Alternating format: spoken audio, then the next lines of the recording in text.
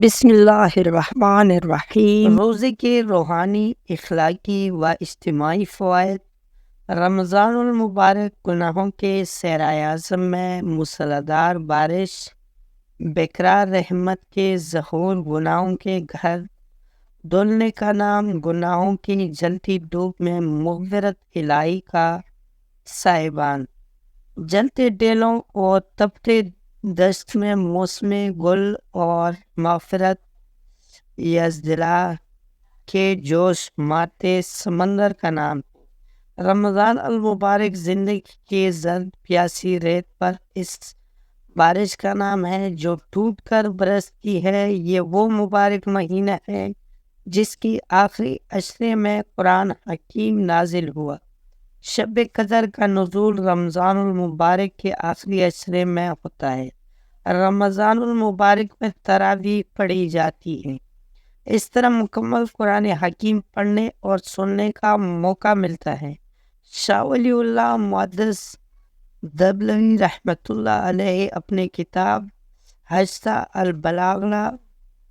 البلاغہ میں لکھتے ہیں کہ روزہ حیوانی جذبات کو مطلوب کرتا ہے۔ صوم کا لغو معنی ہے کام سے رک جانا، کسی جگہ پر ٹھہر جانا، کھانے پینے، گفتگو کرنے اور چلنے سے رک جانے کو بھی صوم کہتے ہیں۔ اسلام میں روزے ماہ شعبان 2 ہجری میں مدینہ منورہ میں فرض ہوئی اور ان کے لیے رمضان کا مہینہ مخصوص کیا گیا۔ غزوہ بدر رمضان المبارک میں ہی سرہوا اسلام میں روزہ ان تمام عاقل بالغ مردوں اور عورتوں پر فرض ہے جو جسمانی طور پر اس کی صلاحیت رکھتے ہو۔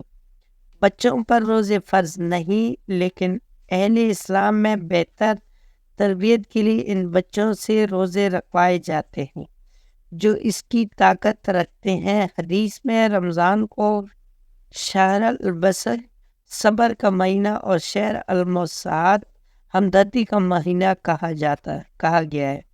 روزہ دراصل ایک روحانی تربیت ہے۔ اللہ تعالیٰ نے روزے کو روحانی، اخلاقی اور جسمانی تربیت کا ذریعہ بنا کر اجتماعی اور معاشرتی اہمیتوں کا حامل قرار دیا ہے۔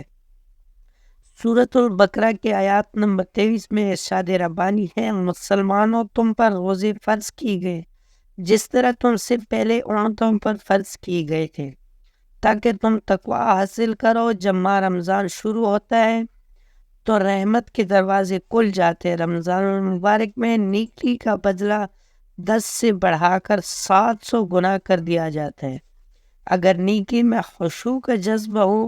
حضرت سلمان فارسی رضی اللہ عنہ سے روایت ہے، ماہ شعبان کے آخری دن ان حضرت نے ہمیں مخاطب کرتے ہوئے فرمایا: اے لوگو، ایک عظمت والا اور برکت والا مہینہ تم پر سایہ فگن ہے۔ اس مہینے میں ایک رات ہے جو 1000 ماہ سے بہتر ہے۔ اللہ نے اس مہینے کے روزے فرض کیے ہیں اور اس مہینے میں قیام اللیل نفلی ہے۔ یہ صبر کا مہینہ ہے اور صبر کا ثواب جنت ہے۔ یہ ہمدردی اور غمخواری کا مہینہ ہے۔ اس مہینے میں مومن کا رزق زیادہ ہو جاتا ہے۔ جس نے روزے دار کا روزہ افطار کرایا اس کے گناہ معاف کر دیے جاتے ہیں اور اس سے جہنم سے نجات مل جاتی ہے۔ اس مہینے کا پہلا عشرہ رحمت کا ہے، دوسرا عشرہ مغفرت کا اور تیسرا دوزخ کی آگ سے نجات کا۔ جس نے اپنے خادم اور نوکر سے اس مہینے میں کام کم لیا، اللہ اس کی گناہ معاف کر دے گا اور اسے دوزخ کی آگ سے بچا لے گا۔ روزے کی فضیلت کے بارے میں چند احادیث مبارک ملاحظہ ہو۔ نبی اکرم صلی اللہ علیہ وسلم نے فرمایا: جب تم میں سے کوئی روزے سے ہو تو اس سے بدزبانی، غش روی اور جہالت سے باز رہنا چاہیے۔ ہاں، اگر کوئی شخص روزے دار کے ساتھ زیادتی کرے تو اس سے کہہ دینا چاہیے: میاں، میں تو روزے سے ہوں۔ ایک اور مقام پر حضور اکرم صلی اللہ علیہ وسلم نے فرمایا: جس طرح میدان جنگ میں دفاع کے لیے ڈھال ہوتی ہے، روزے تمہارے لیے اس طرح آگ کے لیے ڈھال ہے۔ جب تک کہ انسان اس ڈھال روزہ کو جھوٹ اور غیبت سے توڑ نہ ڈالے۔ آپ سن کے ارشاد گرامی ہے، کتنے روزے دار ہیں جن کے حصے میں ان کے روزے سے صرف بھوک آتی ہے، اور کتنے شب بیدار ہیں جنہیں بیداری کے علاوہ کچھ حاصل نہیں ہوتا۔ حضور اکرم صلی اللہ علیہ وسلم نے فرمایا، تم پر روزہ رکھنا فرض ہے کہ روزے جیسی عبادت کی کوئی مثال نہیں۔ ایک اور جگہ آپ صلی اللہ علیہ وسلم نے فرمایا، جس نے ماہ رمضان کا ایک روزہ بھی بغیر کسی شرعی قدر یا بیماری کے ترک کیا تو وہ قیامت تک بھی لگاتار روزے رکھتا ہے تو اس روزے کی قضا ادا نہیں ہو سکتی۔ حضور اکرم صلی اللہ علیہ وسلم نے فرمایا، روزے دار کے لیے دو خوشی کے موقع ہے۔ پہلا موقع تو وہ یہ ہے جب ہر شام وہ روزہ افطار کرتے ہیں تو اسے ایک خاص روحانی خوشی ہوتی ہے، اور دوسرا موقع وہ ہے کہ جب وہ اپنے رب سے ملے گا تو اپنے روزے کی وجہ سے بہت خوش ہوگا۔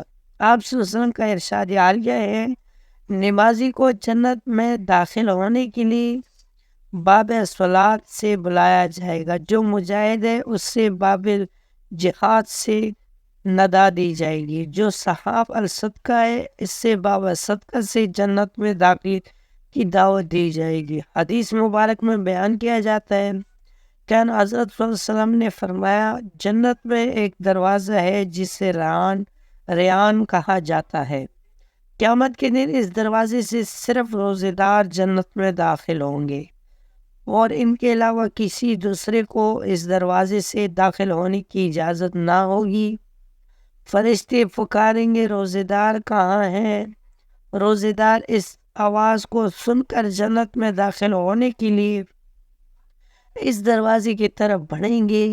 جب روزے دار جنت میں داخل ہو جائیں گے تو اس روزے کو بند کر دیا جائے گا، پھر کوئی شخص اس دروازے سے داخل نہ ہو سکے گا۔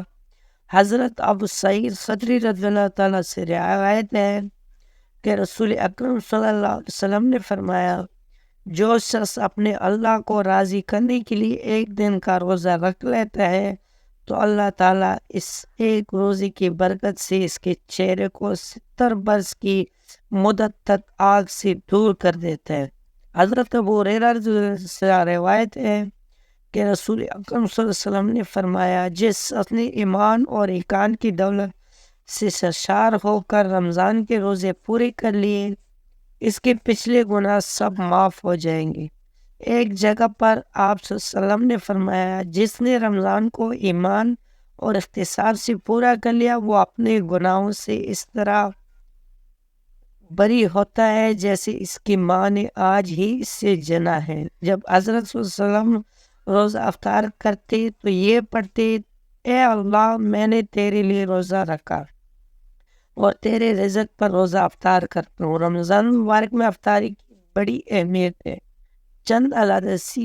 چند حدیث ملاحظہ ہے۔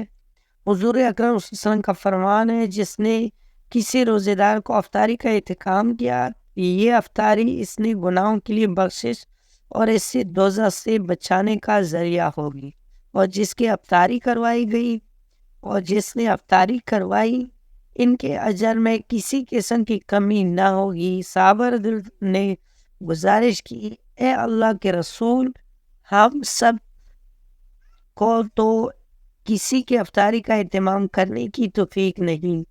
حضرت صلی اللہ علیہ وسلم نے فرمایا، خدا یہ ثواب اس شخص کو بھی برابر عطا کرتا ہے جو ایک کھجور، پانی کے گھونٹ یا دودھ کی ایک چھلی سے کسی کا روزہ افطار کروا دیتے ہیں۔ آپ صلی اللہ علیہ وسلم کا ارشاد گرامی ہے، جو شخص کسی روزے دار کو جی بھر کر پانی پلا دے یا پھر تکلف افطاری کا اہتمام کرے تو خدا تعالیٰ اس کو میرے حوض کوثر سے اس طرح سیراب کرے گا کہ جنت میں داخل ہونے تک اس سے پیاس محسوس نہ ہوگی۔ حضرت صلی اللہ علیہ وسلم نے فرمایا، جب روزہ افطار کرنا چاہو تو کھجور سے افطار کرو، کیونکہ یہ باعث برکت ہے۔ اگر کھجور میسر نہ آئے تو پانی سے چھوڑ لو، یہ باعث طہارت ہے۔ رسول اللہ صلی اللہ علیہ وسلم نے فرمایا، 3 آدمیوں کی دعا رد نہیں ہوتی۔ ایک امام عادل 2 روزے دار کی روزے افطار کرنے کے بعد 3 مظلوم کی دعا اس سے اللہ تعالیٰ روز قیامت بادلوں سے بھی اوپر اٹھائے گا، اور اس کے لیے آسمان کے دروازے کھول دیے جائیں گے، اور اللہ تعالیٰ فرمائے گا مجھے اپنی عزت کی قسم میں ضرور تیری مدد کروں گا، خواہ کچھ عرصہ بعد سے ہی صحیح۔ دوستوں، آپ کو آج کی ویڈیو کیسی لگی؟ امید ہے کہ ویڈیو اچھی لگی ہوگی۔ اگر ویڈیو پسند آئی ہو تو ویڈیو کو لائک کر لیں، کمنٹ میں اپنے رائے کا اظہار ضرور کرنا، اور چینل کو سبسکرائب کرنا مت بھولیں۔ ملتے ہیں اگلے ویڈیو میں، تب تک کے لیے اللہ حافظ۔